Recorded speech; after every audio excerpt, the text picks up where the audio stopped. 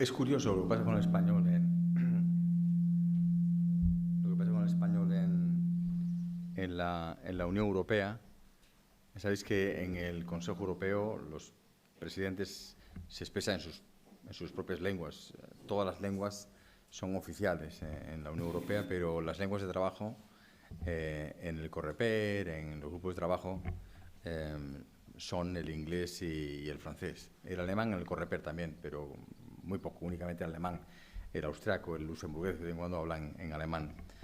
Pero lo que sí se ha visto en los últimos años, particularmente después de, primero con la ampliación a los nórdicos y Austria en los años 90, después ya con los países del este, es que el equilibrio entre el francés y el inglés se ha roto completamente. Y ya el inglés domina completamente todas las reuniones del grupo de trabajo en Bruselas. Claro, el tema es ahora, que es que no hay está el Reino Unido, está Irlanda. ¿Cuál va a ser la dinámica? Yo estoy convencido que Francia se va a aprovechar, porque Francia es un país muy amante de su lengua, siempre insiste en que su gente, a pesar de que puedan hablar otros idiomas, hablen en su propio idioma, si lo tienen reconocido. El tema de España va a ser complicado, porque la complicación fundamental es que en la Unión Europea hay muchísimos idiomas. Entonces, todos los idiomas tienen que traducir a las lenguas oficiales, son todos los idiomas de la Unión Europea. Pero las lenguas de trabajo tienen que limitarse forzosamente, y ese límite está establecido ya a esas tres. Digo, a nivel de lenguas de trabajo. Otra cosa es a nivel político, en los consejos de ministros o en los consejos europeos, en donde hay traducciones simultáneas y están todas las lenguas reconocidas, ¿no? Yo creo que va a ser complicado. Dicho esto, yo siempre recomiendo a mis alumnos, a los jóvenes diplomáticos, cuando entran en el Ministerio de Exteriores, es que no se olviden de hablar en español siempre que puedan.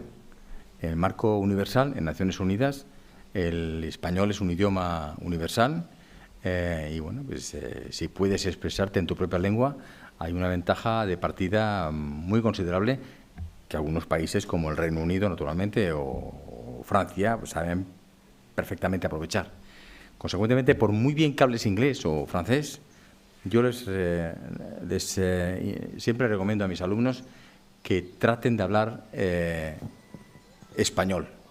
No solamente porque se expresan mejor y pasan mejor los matices, sino al mismo tiempo también es que tienen el ejemplo a nivel universal con todos los países latinoamericanos, más de 30, que hablan nuestro propio idioma, y algunos con más habitantes que hablan español que en España, ¿no? Como Estados Unidos, por ejemplo, que no tiene el español como lengua oficial, entre ellos, ¿no? De modo que yo distinguiría esos dos ámbitos. Yo creo que en el marco de la Unión Europea no hay margen de maniobra, porque el tema de los idiomas está es muy compacto ya, es muy difícil cambiar la situación actual. En el campo universal, yo creo que ahí los españoles tenemos que dar duro y aprovechar absolutamente cualquier tipo de oportunidad. Sepamos o no sepamos bien inglés, francés, estamos ahí en nuestro mundo y por derecho propio.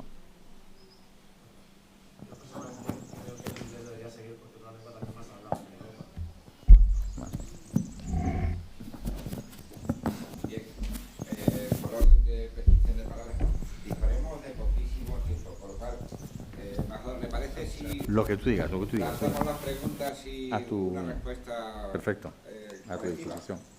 Pues en la unidad de levantamiento de manos, señorita. Bueno. Gracias, Carlos. Sí, yo. Carlos. No, en primer lugar, felicitar por la conferencia tan interesante que ha abierto pues muchísimas luces y muchas cuestiones, ¿no? Yo solo una cuestión que me ha parecido interesante es el tema del Brexit y la negociación, ¿no? Ahí el modelo noruego me parece que es muy buena idea porque evita abrir la caja de Pandora. Pero la cuestión es, a lo mejor habría que corregirlo porque yo no conozco bien en cifras o cualitativas el modelo noruego, pero imagino que será muy pro-Noruega, en la medida en que son 4 millones de personas, en fin, que tampoco tiene, no lo sé, o por lo menos analizarlo, ¿no? Porque para evitar precisamente eso que usted indicaba el efecto dominó, imitación, en fin, que tampoco sea ninguna canonjía, ¿no? Seguir ese modelo. Muchas gracias.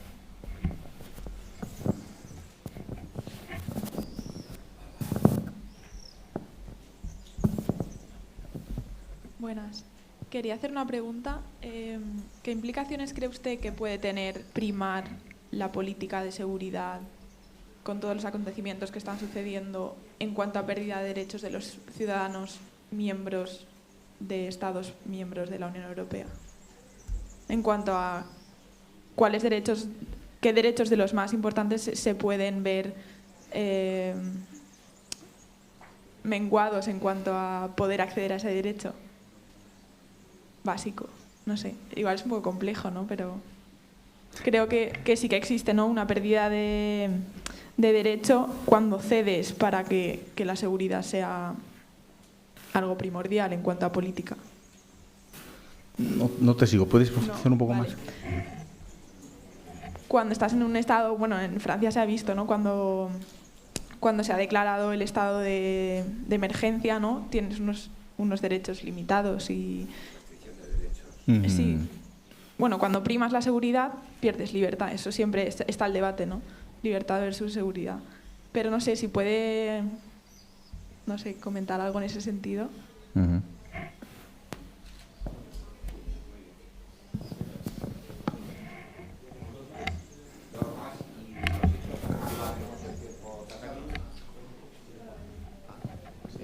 Yo quería plantearle al señor embajador, director de la Escuela Diplomática, su visión sobre el euroescepticismo que pueda existir, no solamente en el Reino Unido, que ya era algo conocido, que era algo ya histórico, ¿no?, sino esa ola de opinión pública contraria a la permanencia de la Unión Europea, y si habría que hacer también una especie de autocrítica a cómo se ha hecho el proceso de construcción europea, y si habría que abogar por una mayor participación democrática en los órganos de gobierno y en los órganos de decisión, en la toma de decisiones de la Unión Europea, ¿no? Recordemos aquel referéndum de la Constitución Europea que fue rechazado, lo que supuso después el Tratado de Lisboa, que fue la incorporación de gran parte de lo que aparecía en esa Constitución Europea, ¿no? No sé su visión.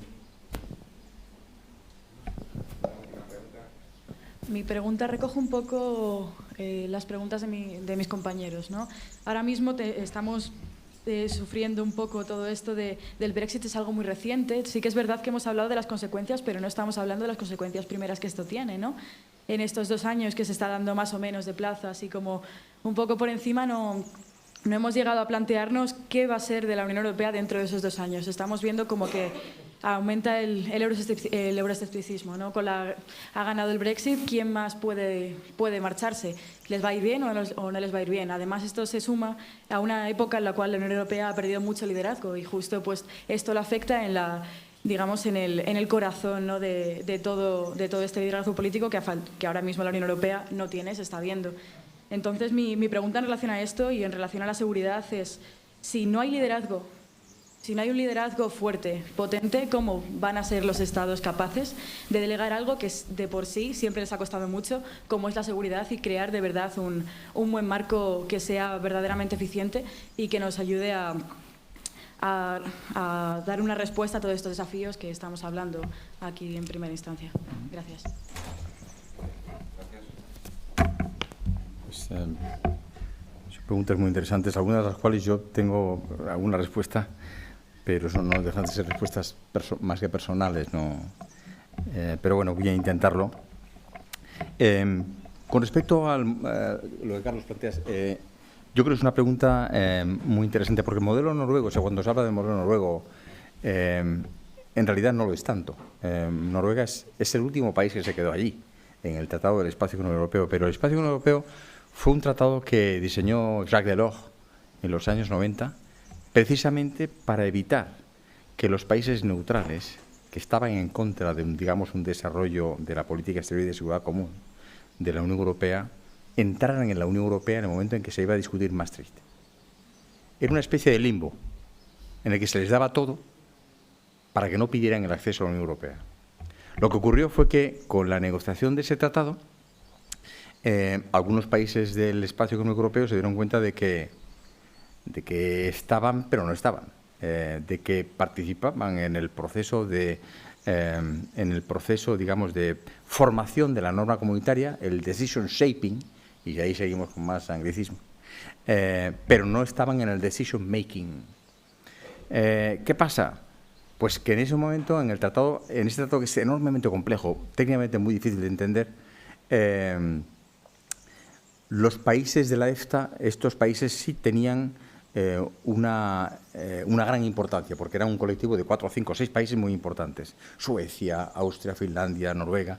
Entonces, claro, la Comisión tenía la obligación de continuamente hacer un correveidile en el momento que estaban negociando los principales normas del mercado interior, para decirles, oye, pues no, el Consejo dice esto y tal, no sé qué. Bueno, vosotros decís esto, yo voy al Consejo y informo lo que decís.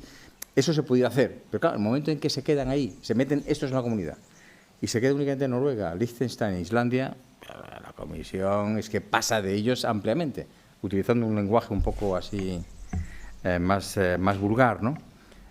Pero si el Reino Unido se mete en el espacio económico europeo como país de la EFTA, o sea, él es miembro del espacio económico europeo ahora, pero por parte de la Unión Europea, si se mete en el otro pilar de la EFTA, claro, ahí cambian las cosas, porque la Comisión tendrá permanentemente que informarle, oye, que aquí hay una serie de cuestiones, y el Reino Unido, con el aparato diplomático que tiene, y la fuerza que tiene, y además el conocimiento que tiene del propio funcionamiento de la Unión Europea, ya se encargará a ellos de estar en el Parlamento Europeo, de ir al Consejo Económico y Social, de estar en la Comisión, de ir hablando con los Estados miembros en la Comisión. O sea, que ahí, a pesar de que al final no estén en la votación de la decisión del mercado interior, hay un sistema que ya está hecho, que está formado, que no es satisfactorio, que no está funcionando bien, precisamente por eso, porque no es importante el pilar EFTA, porque es simplemente Noruega, que es muy residual, pero que con el Reino Unido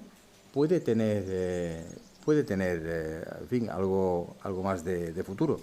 Por lo tanto, se dice modelo noruego, pero no es simplemente modelo noruego. No hay que olvidar que ese modelo se hizo precisamente para aglutinar un grupo importante de países, como era Suecia, Noruega, Austria, que después terminaron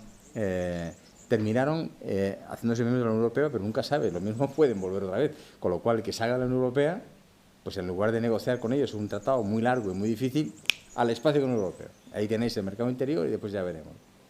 Digo yo, en fin, nunca sabes, ¿no? Pero evidentemente no hay una solución limpia. Por eso decía, el Reino Unido va a renunciar a Europol, a la euroorden, a otros temas del acervo comunitario en otros sectores que son tan importantes para ellos. Yo creo que ellos van a intentar hacer acuerdos o con la Unión Europea, si hay competencia comunitaria, o con los Estados miembros de manera individual para intentar salvaguardar esas conquistas que tienen en cantidad de campos, ¿no? Es una decisión compleja. Pero claro, el problema es que, como comentaba antes, es que no se les puede dar todo, porque si al final todos se van a ir. Muchos se van a ir, ¿no? Algunos que están descontentos se van a ir. Y ahí conecto con la segunda pregunta. Bueno, la segunda pregunta, con la tercera pregunta más bien, el euroescepticismo actual y el déficit democrático de la Unión Europea. El euroescepticismo, los populismos en general, tanto de izquierdas como de derechas, en la Unión Europea, yo no creo que se deban al déficit democrático de la Unión Europea, o incluso, como decía antes el presidente, al capitalismo salvaje, a la inversión más en activos financieros, bueno, que en última instancia también tienen un efecto favorable a la creación de empleo. Yo creo que es un tema más profundo. Todo influye, evidentemente, pero creo que es un tema más profundo que se refiere fundamentalmente a la desconexión entre el elector y las élites.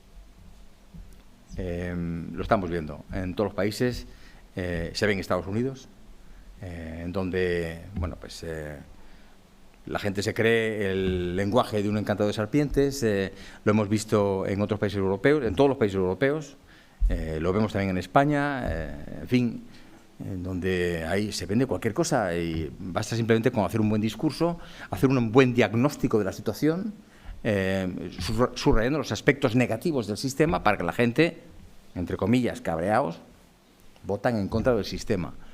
Yo creo que tiene más bien que ver con eso, también toda la ola de euroescepticismo. Y la Unión Europea es una creación elitista, no hay que olvidarlo. Yo creo que finalmente es un sistema tan enormemente complejo que mucha gente no lo entiende. Y lo que no entiendes al final no te gusta y no le votas. Entonces es muy difícil, y por eso es muy importante hacer este tipo de cursos, para que la gente entienda perfectamente bien qué es lo que nos jugamos, porque ahora mismo, después de tantos años de integración europea, pues nos jugamos una barbaridad. E incluso pues dejar un país o no seguir avanzando, pues ya vemos los costes económicos y políticos que tiene, ¿no? El déficit democrático de la Unión Europea, en fin, sería para hablar en otra ocasión, ¿no? Pero ahí había mucho que hablar, ¿no? Evidentemente, hay que hacer todo lo que se pueda por intentar acercar más las decisiones últimas al ciudadano. Estamos hablando ya de un cuarto nivel, de un cuarto estadio, y es cada vez más difícil trasladar al ciudadano las ventajas concretas de la integración. Las hay muchas. El mismo, pues no sé, Schengen, el paso de fronteras, hay tantos, la moneda común, hay tantas cosas, pero es complicado. Una vez que tienes ya el pasaporte, una vez que tienes ya el paso de fronteras, una vez que tienes la moneda común, te la metes en el bolsillo y ya al siguiente, ¿no? Y como estamos viendo todos los días los problemas a los que nos enfrentamos en la Unión Europea, problemas tan graves que la Unión Europea no es capaz de solucionar a corto plazo, porque no tenemos las estructuras gubernamentales tan pragmáticas como Estados Unidos o tan ágiles como Estados Unidos o los Estados miembros, pues pensamos en última instancia que esto no funciona y crea mucha decepción. De modo que yo creo que euroescepticismo vamos a seguir teniendo. Yo creo que la labor nuestra, la labor vuestra, es precisamente los que sabéis explicar es realmente para qué sirve la Unión Europea. Es un estadio superior para solucionar los problemas complejísimos a los que los Estados miembros no llegan. Hay una cantidad de regulaciones técnicas de nivel altísimo que yo, incluso siendo español, en un país sofisticado como es España, de cerca de 50 millones de habitantes, no veo al Parlamento español dedicado a este tipo de cosas. Mejor a nivel europeo, en donde todos participamos y lo hacemos a nivel continental, ¿no? Pues este tipo de cosas son absolutamente necesarias, aparte de otras cosas en donde evidentemente a un cuarto nivel funcionamos mejor que a un primer nivel, ¿no? Y vuelvo a lo que decía al principio, es mejor tener efectivamente instituciones democráticas, pero yo soy un poquito escéptico de la necesidad de insuflar todavía más democracia al nivel de los Estados miembros a nivel europeo, o sea, más poderes de Parlamento Europeo. En fin, hay que hablar mucho, hay que discutir mucho, y ya veremos un poco por dónde sale todo esto. Seguridad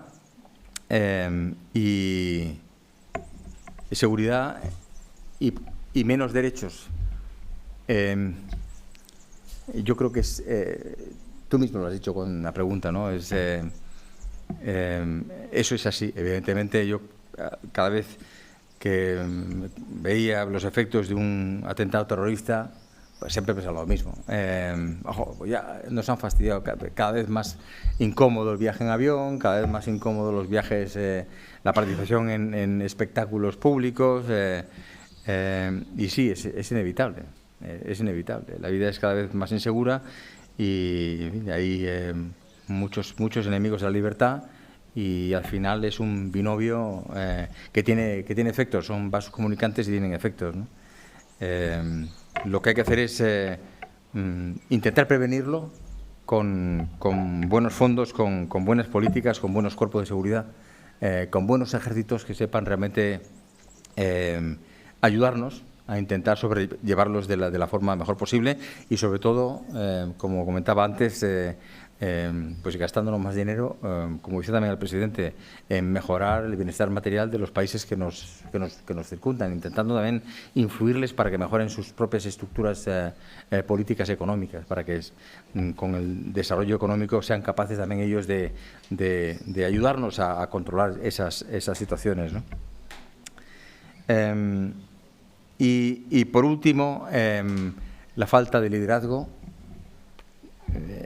No puedo estar más de acuerdo con la reflexión que se ha hecho. Yo creo que en la Unión Europea efectivamente hay una enorme falta de liderazgo. La gente no sabe lo que es el liderazgo. Yo oí hace 2 años que el mayor líder que había en la Unión Europea era Cameron. En este momento, me lo digan en este momento, por favor. O sea, que es que es de risa, vamos, es que es de risa. Los Estados miembros, los líderes, François Hollande, Angela Merkel, tienen elecciones generales el año que viene y no están haciendo nada. No están haciendo nada porque se las juegan sus partidos, son maquinarias de poder y no son. En fin, yo lo siento muchísimo. Es muy difícil estar a la altura porque se requiere realmente ser muy consciente de lo que nos jugamos colectivamente.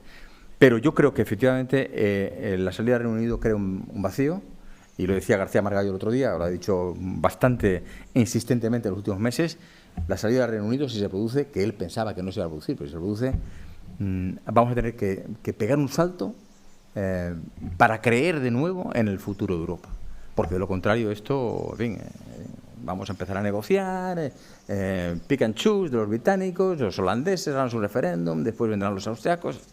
Esto no puede ser, esto no puede ser. Entonces, efectivamente nos hace falta un liderazgo, nos hace falta un Felipe González, nos hace falta un Kohl, nos hace falta un Mitterrand, nos falta la gente que, un Jacques Delors, un Solana cuando estuvo en la PESC, por ejemplo, este tipo de gentes que en un momento determinado, con su propio liderazgo político, supo tener una visión política y supo conducir con el resto de los Estados miembros que pitan en el futuro de Europa, ¿no? En fin, en el marco de la ampliación, con Estados nuevos, que tienen una idiosincrasia muy distinta y unos valores a lo mejor democráticos no tan sustentados como los que existen en Europa Occidental, y el marco actual, voluble, de elecciones a la vuelta de la esquina, yo creo que estamos muy mal, y lo que nos falta, termino con una nota española, es que en España tengamos un gobierno. Tampoco digo que tengamos un líder ahí y tal, pero un gobierno por lo menos, un gobierno por lo menos que sepa, que sabe perfectamente lo que tenemos que hacer, y que cuando se hable del proceso de la Unión Económica Monetaria, no te venga diciendo que vamos a gastar 90.000 millones de euros más. Porque te va a decir, ¿está usted loco o qué? Si usted se quiere salir de la Unión Económica Monetaria, estamos en otra cosa. Estamos intentando compartir políticas fiscales. En fin, cuando hablemos de fronteras exteriores, sea un poquito más generoso y no diga, no, esto no va conmigo. No, dice, usted, estoy dispuesto a aceptar 15.000, 30.000, 40.000, los que sea, porque estamos trabajando por el futuro de Europa y además es una mano de obra que nos hace falta a nosotros, estamos perdiendo población, ¿no? Que tenga esa visión de futuro. Y en última instancia, bueno, pues aquí hay gente con uniformes que saben mucho más que yo de este tipo de cosas. La Unión Europea no es contradictoria con la OTAN. Hay campos de acción que se pueden llevar entre las dos organizaciones internacionales, y yo creo que la Unión Europea tiene, yo creo también complementado con otra serie de políticas, puede tener una actuación en el campo de solución de crisis, tanto civil como militar, muy importante. No digo que nos vayamos a China, al mar de China, pero aquí al lado hay zonas vecinas en donde nadie está tomando un liderazgo claro, donde hay Estados miembros que sí están haciendo cosas importantes, como España, por ejemplo, o como Francia, y que yo creo que con esta visión de futuro y a la vista de los riesgos que tenemos, se pueden hacer más cosas. Yo creo que ahí, en esos tres campos, cabe hacer cosas y estoy convencido que se va a hacer. Pero nos hace falta liderazgo y eso no se improvisa. Muchas gracias.